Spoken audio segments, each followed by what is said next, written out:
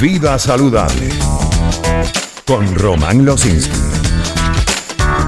Y por eso recibimos en el estudio a la doctora Carmen Mantellini, especialista en ginecología y obstetricia del Instituto Médico La Floresta, miembro de la Sociedad Internacional de Papilomavirus. Doctora Mantellini, bienvenida. Gracias, Román. Gracias por acompañarnos. ¿Fue una aproximación correcta la introducción al tema? Correcta, claro que sí. Sí, esas son las cifras, son las complicaciones más comunes, si pueden ser, para hombres y mujeres. Lo importante es entender que el cáncer es una complicación infrecuente a la infección por VPH. Ah, sí, ay, qué bueno. Y entonces no debemos pensar que porque tenemos VPH va a derivar necesariamente en ello. Exactamente, hay factores de riesgo y cada vez más la medicina se personaliza, ¿no? Entonces tú debes identificar los factores de riesgo de un paciente en particular para entender entonces su riesgo, disculpa la repetición de la palabra, su riesgo en desarrollar un cáncer. ¿Cuáles son algunos de los factores de riesgo más comunes? Mira, el más importante es el cigarrillo.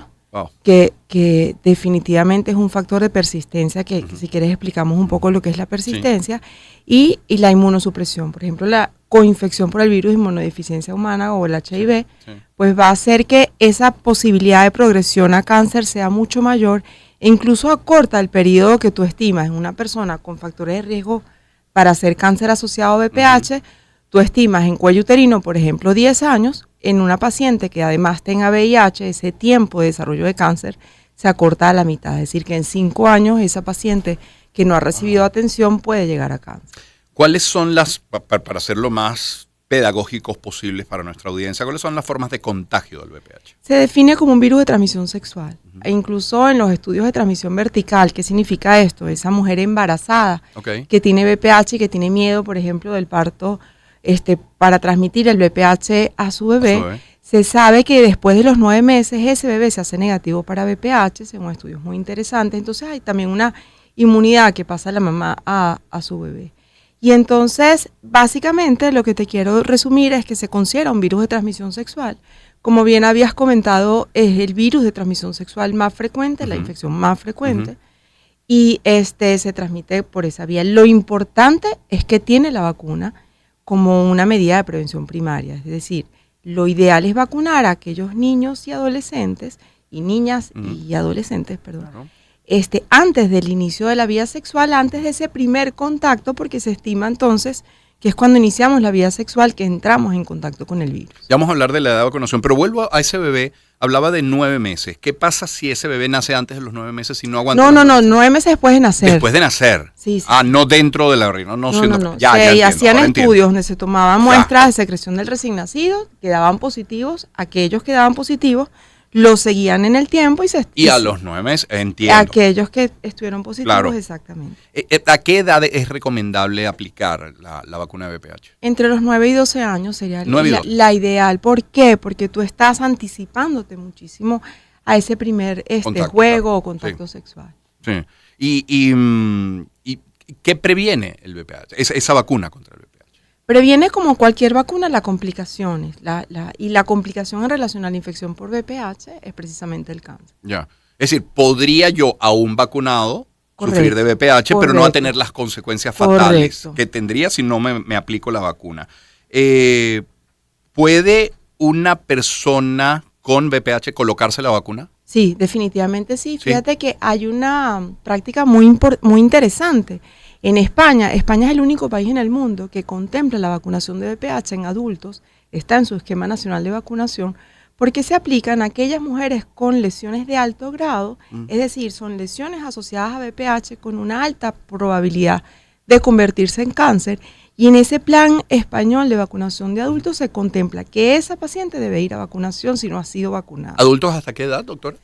Eso todavía no tiene un límite superior. Tope. Hay estudios que incluso están en curso de vacunación, lo que se llama vacunaciones en edades extendidas. Algunos países sugieren lo que se llama vacunación de puesta al día o catching up, como dicen los americanos, es si a ti no te vacunaron en ese periodo de 9, 12, 9, 14 años, pues en el momento que vas a la consulta, ponte al día.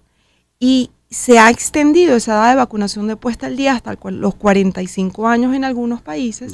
Pero estos trabajos de vacunación en edades extendidas se contempla incluso, que están en curso, Román, en pacientes de hasta 50, 55. Incluso hay experiencias interesantes en pacientes que tienen enfermedades autoinmunes como la enfermedad de Crohn. Esos pacientes en nosotros serían aquellos descendientes de españoles, italianos, que hay tantos en el país. Y entonces en eso hay experiencias de vacunación incluso hasta los 65 años. Pero fíjate que se personaliza, ¿no? Se personaliza el riesgo y por tanto la conducta. Claro. Estamos conversando con la doctora Carmen Mantelini, especialista en ginecología y obstetricia del Instituto Médico La Floresta. Doctora, ¿cuánto cuesta en promedio la vacuna, digamos, en una institución privada, y en instituciones públicas se consigue de manera gratuita? En Venezuela no. En Venezuela no. Aún no, hay una probabilidad de que con esta, hay una meta de la Organización Mundial de la Salud dirigida a limitar el cáncer de cuello uterino, y sabemos que la vacunación tiene un gran impacto en esta prevención. Claro. Y entonces para cumplir esas metas, pues entiendo que hay acuerdos para poder incluir esa vacuna en el Plan Nacional de Vacunación. Por ahora se consiguen en privado. Hay 2 tipos de vacunas disponibles en Venezuela, Gardasil 4 y Gardasil 9. La diferencia entre las dos es el número de cepas a las que te protege. Lo importante es que cualquier vacuna, porque en el mundo también hay vacunas de 2 cepas, las cepas más importantes y relacionadas con otros cánceres, como bien mencionaba Román, que hay pene, que hay ano, que incluso hay un cáncer de laringe asociado a BPH, y que los hombres son como las víctimas, por decirlo así, más frecuentes en relación a cáncer más que la mujer. Más que la mujer.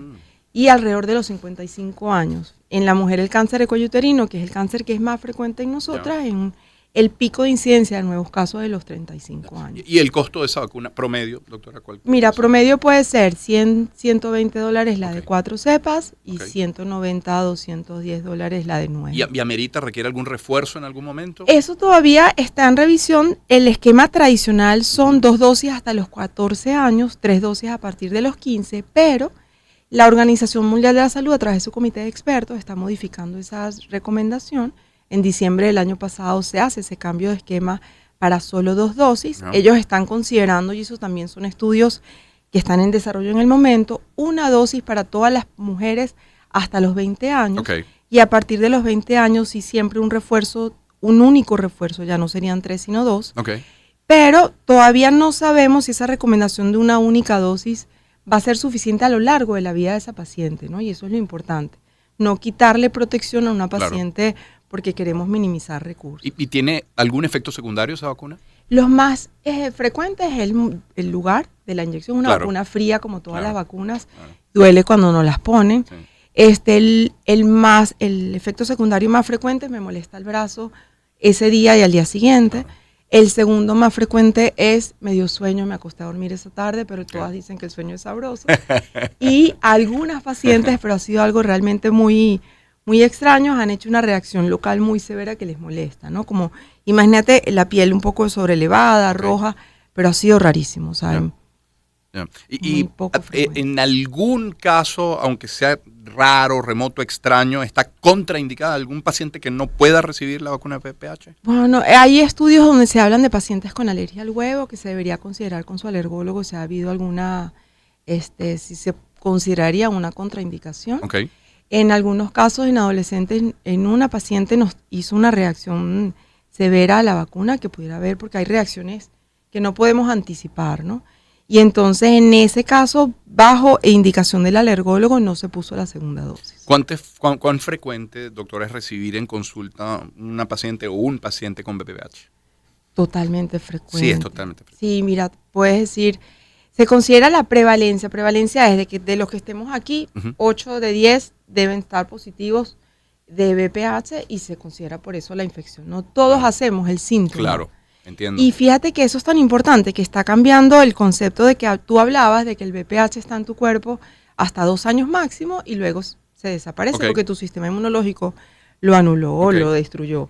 Pero eso está cambiando y pareciera que lo que realmente está pasando es que el virus se hace no detectable, o sea, que se queda dentro de ti. Qué inteligentes son los virus, ¿ah? Totalmente, y se pueden reactivar más tarde en tu vida. Entonces, esos son áreas de investigación que todavía no han podido cerrar, ¿no? ¿Alguna recomendación que acompañe la vacunación? ¿Cuáles recomendaciones podría hacer? Llega una adolescente a su consulta y además de la vacuna, ¿qué le dice, doctora? Bueno, utilizar métodos de barrera, la sexualidad responsable. ¿Por qué? Porque otras infecciones de transmisión sexual también pueden coexistir, como hablamos del VIH, también hay infecciones por herpes y clamidia, que son factores de riesgo cuando hablamos del riesgo y de la personalización. Esas otras infecciones pueden hacer que esa infección de VPH persista, que es ese factor de riesgo. ¿Qué pasa? Cuando ese VPH se mantiene activo, se mantiene detectable, es cuando realmente va haciendo como que ese daño local que puede generar esa progresión a cáncer con los años. Usted es la persona indicada para preguntarle a qué edad se están iniciando sexualmente los niños y niñas o jóvenes. Fíjate, hay un estudio muy interesante de la Asociación Venezolana de Escuelas Católicas, y ese estudio tiene más de 15 años, que fue liderado por Luisa Pernalete. Y en esos estudios se veía que los adolescentes, incluso ya en segundo año de bachillerato, es reciente, 13 y 14 años, ya habían tenido inicio de alcohol, y sabemos que el inicio de alcohol es un factor también para ese inicio de ese primer contacto sexual. Entonces 13, estamos hablando... Y tiene 15 años el estudio. Mínimo, fácil. Y es un estudio, te estoy hablando de una población bastante particular, pues no estamos hablando de una población general. Claro. Y entonces por eso es que la vacunación debe empezarse antes. Y por eso es que te mencionaba de que hay estudios que recomiendan, incluso a partir de los 9 años, que ese adolescente por lo menos tú le puedas dar esa protección a través de la vacuna. Claro. Como lo hace, fíjate, la hepatitis B es también un virus que produce cáncer. Vacuna a los 9, explíquele a los 10 o a los 11, pero vacuna a los 9. Correcto, ese es el mensaje. Claro. Porque muchos papás creen que tú sexualizas la educación al momento de ponerle la vacuna. Diga primero, mire, este es parte de un protocolo de vacunación. Correcto. Luego a los 10, a los 11, bueno, ya llegará el momento de hablarlo, ¿no? Correcto. Doctora, muchísimas gracias por habernos acompañado. Gracias a ti. Un gusto, un privilegio. Es la doctora Carmen Mantelini. Ella es especialista en ginecología y obstetricia del Instituto Médico La Floresta, miembro de la Sociedad Internacional de Papilomavirus. Son las 8:26 de la mañana. Como hablábamos de salud, permítame en publicidad hablarles también